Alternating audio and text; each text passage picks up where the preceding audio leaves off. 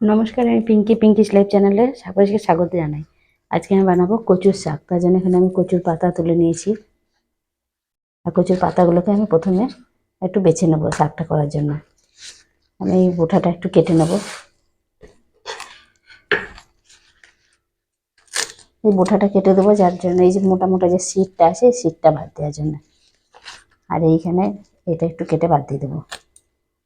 এইভাবে করে আমি শাকগুলোকে বেছে নেবো।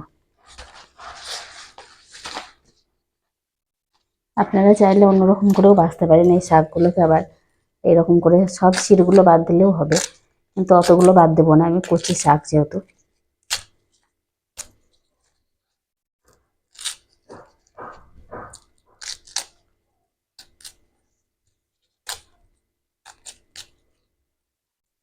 আপনারা চাইলে এরকম করেও বাছতে পারেন, এইগুলো বাদ যাবে। আর এই যে শাক, আমি এরকম করে বাদ দেবো না, খুব কচি শাক। এটা ধরে এই পিছনটা বাদ দিয়ে দেবো, এই যে এইভাবে করে। তাহলে এই মোটা অংশটা বাদ হয়ে গেল। এরকম করে সবগুলোকেই বেছে নেব। সব শাকগুলোকে আমি বেছে নিয়েছি, এবার শাকগুলোকে আমি কুচিয়ে নেব। আর এই শাকটা খুব সরু করে কুচাতে হয় না, একটু মোটা মোটা কাটলেও হবে।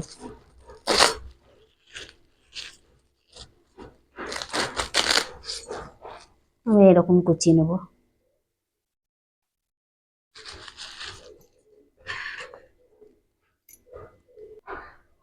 সব শাকগুলোকে আমি এইভাবে কুচিয়ে নেব। আর এটা কুচাতে খুব বেশি দেরি লাগে না, কারণ একটু বড় বড় করে কুচালেও হয়।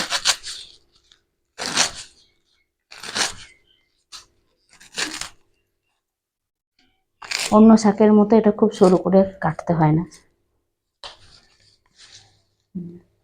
এরকম করে সবগুলোই কুচি করে নেব। সব শাকগুলোকে কুচানো হয়ে গেছে। এবার এটাকে আমি ভালো করে ধুয়ে নিয়ে চলে আসবো। সব শাকটা আমি ভালো করে ধুয়ে নিয়ে চলে এসেছি।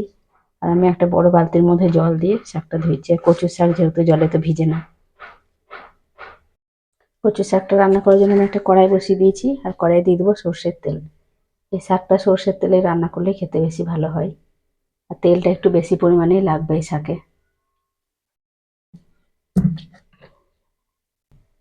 তেলটা গরম হয়ে গেছে, এবার তেলের মধ্যে কিছু কাঁচা লঙ্কা দিয়ে দেবো। কাঁচা লঙ্কাটা কেটে রেখেছি আমি।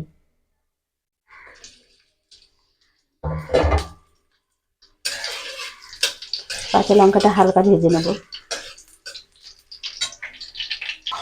এই কাঁচা লঙ্কা ভাজার সময় অল্প একটু লবণ দিয়ে দেবো, যাতে তেলটা ছুটে এসে হাতে না লাগে।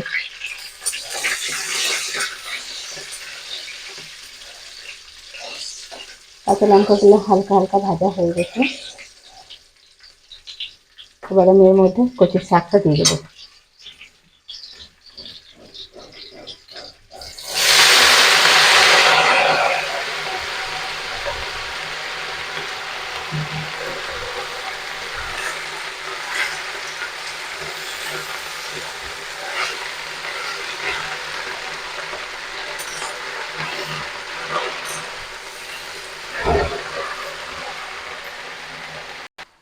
শাকটা তেলের মধ্যে দিয়ে একটু নাড়াচাড়া করতে দেখুন কতটা কমে গেছে।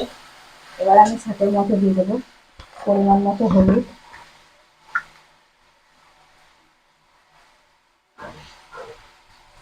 আর লবণ দিয়ে দেবো আর অল্প সামান্য, কারণ লবণটা আগে একটু দিয়েছি। আর অল্প একটু দিলেই হবে।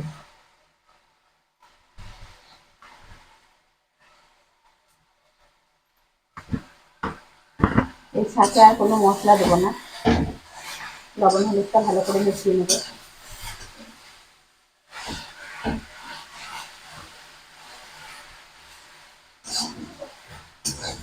এবার ওকে আমি ঢাকা দিয়ে 4-5 মিনিট মতো রান্না করে নেবো।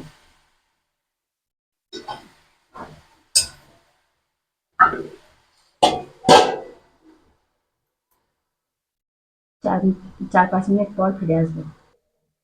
কচুর শাকটা প্রায় 7-8 মিনিট ধরে রান্না করে নিয়েছি। আর দেখুন কত সুন্দর হয়ে গেছে। মাঝে মাঝে কয়েকবার নেড়েও দিয়েছি ঢাকা খুলে খুলে। আর এবার আমি শাকটাকে একটু নামিয়ে নেব।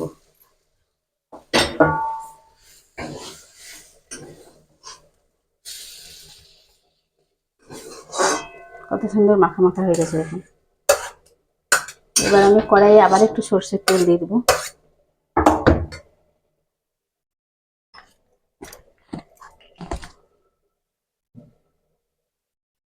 এবার তেলটা খুব বেশি দেবো না, তো বড় চামচের 1 চামচ মতো দিলাম।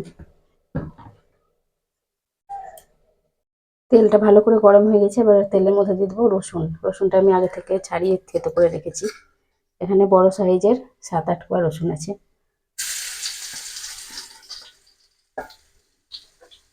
রসুনটা একটু ভেজে নেব।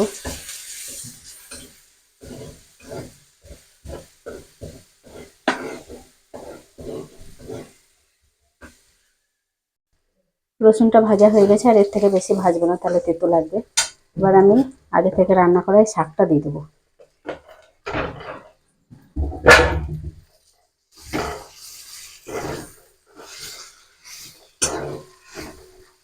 আমি এইভাবে রান্না করলাম। আপনাদের কাছে ইলিশ মাছের মাথা থাকলে ইলিশ মাছের মাথা দিয়েও রান্না করতে পারেন।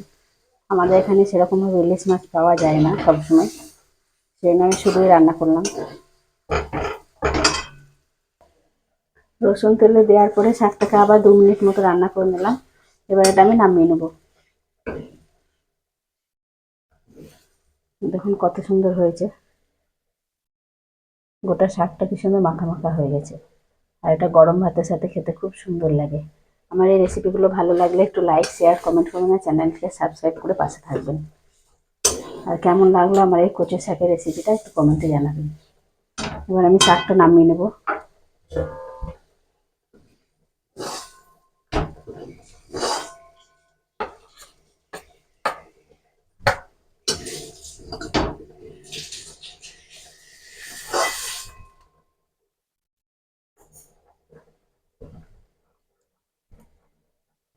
কচুর শাকটা আমার রেডি হয়ে গেছে, এটা আমি নামিয়ে নিয়েছি।